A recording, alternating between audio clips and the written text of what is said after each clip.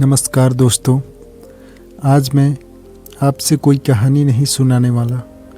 आज मैं आपसे वो बात करने वाला हूँ जो हर इंसान अपने जीवन में कभी न कभी ज़रूर महसूस करता है।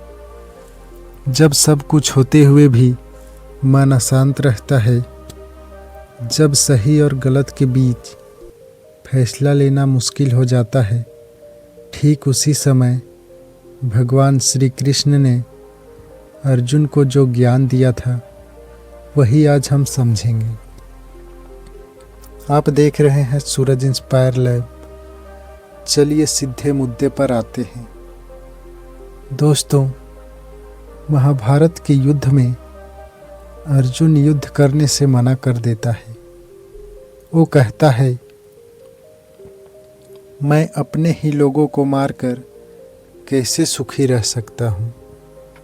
और यहीं से भगवान श्री कृष्ण का सबसे गहरा उपदेश शुरू होता है। श्री कृष्ण अर्जुन से कहते हैं, अर्जुन, तुम जिनके लिए दुखी हो, असल में वो दुख के योग्य ही नहीं है, क्योंकि तुम शरीर को ही सब कुछ मान बैठे हो। दोस्तों, यहाँ श्री कृष्ण हमें सीधी सी बात समझाते हैं। शरीर नाश्वर है, आत्मा अमर है। जो जन्मा है उसकी मृत्यु तय है, और जो मरा है उसका फिर से जन्म तय है। इसमें दुख किस बात का? अब जरा ध्यान से समझिए। श्री कृष्ण कहते हैं, जिस तरह हम पुराने कपड़े छोड़कर नए कपड़े पहन लेते हैं, ठीक उसी तरह आत्मा भी एक शरीर छोड़कर दूसरा शरीर धारण कर लेती है। तो मरता कौन है? शरीर और आत्मा। आत्मा कभी नहीं मरती। दोस्तों, इसलिए श्री कृष्ण साफ कहते हैं, आत्मा को ना हथियार काट सकते हैं, ना आग जला सकती है, ना पानी भिगो सकता है, ना हवा सुखा सकती है। यानी आत्मा अजर है, अमर है। अब जरा अपने जीवन से जोड़िए। हम दुखी क्यों होते हैं? क्योंकि हम टूटने वाली चीज़ों से खुद को जोड़ लेते हैं। पैसा, रिश्ते, शरीर, इज्जत, जब ये हिलते हैं तो हम भी हिल जाते हैं। गीता कहती है, जो अस्थाई है उससे जुड़ो। अब श्री कृष्ण अर्जुन को उसका कर्तव्य याद दिलाते हैं।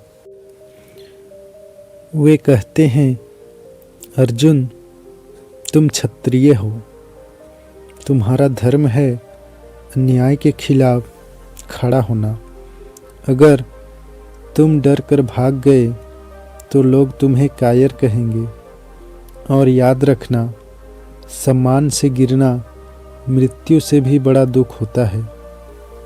दोस्तों, यही बात आज हम सब पर लागू होती है। जब हमें सही रास्ता पता होता है, फिर भी हम डर के कारण पीछे हट जाते हैं और बाद में खुद से नज़र नहीं मिला पाते। अब आता है गीता का सबसे प्रसिद्ध उपदेश, कर्मण्यवाधिकारस्ते। श्री कृष्ण कहते हैं, तुम्हारा अधिकार सिर्फ कर्म करने में है, फल पर नहीं। मतलब अपना काम ईमानदारी से करो, पर रिजल्ट को लेकर घबराओ मत। जो फल मिलेगा वो समय पर मिलेगा। दोस्तों, आज की सबसे बड़ी समस्या यही है, हम काम कम करते हैं और चिंता ज़्यादा। गीता कहती है, कर्म को पूजा बना लो और फल भगवान पर छोड़ दो। अब श्री कृष्ण स्थिर बुद्धि वाले इंसान की पहचान बताते हैं। वे कहते हैं, जो इंसान दुख में टूटता नहीं, सुख में घमंड नहीं करता, डर और गुस्से से दूर रहता है, वही सच्चा ज्ञानी है।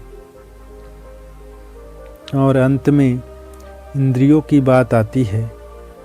श्री कृष्ण कहते हैं, जिस तरह कछुआ अपने अंगों को समेट लेता है, वैसे ही जो इंसान अपनी इंद्रियों को वश में कर लेता है, उसकी बुद्धि स्थिर हो जाती है। इच्छा से क्रोध, क्रोध से भ्रम, भ्रम से विनाश। इसलिए खुद पर नियंत्रण ही जीवन की सबसे बड़ी जीत है। दोस्तों, श्रीमद् भगवद गीता का अध्याय 2 हमें यही सिखाता है, तुम शरीर नहीं हो, तुम आत्मा हो। अपना कर्तव्य निभाओ, फल की चिंता छोड़ दो। अगर आज की बात आपके मन को थोड़ी भी शांति दे पाई हो, तो वीडियो को लाइक कर दीजिए और चैनल को सब्सक्राइब कर लीजिए और इसे उस इंसान तक पहुंचा दीजिए जो आज उलझन में है।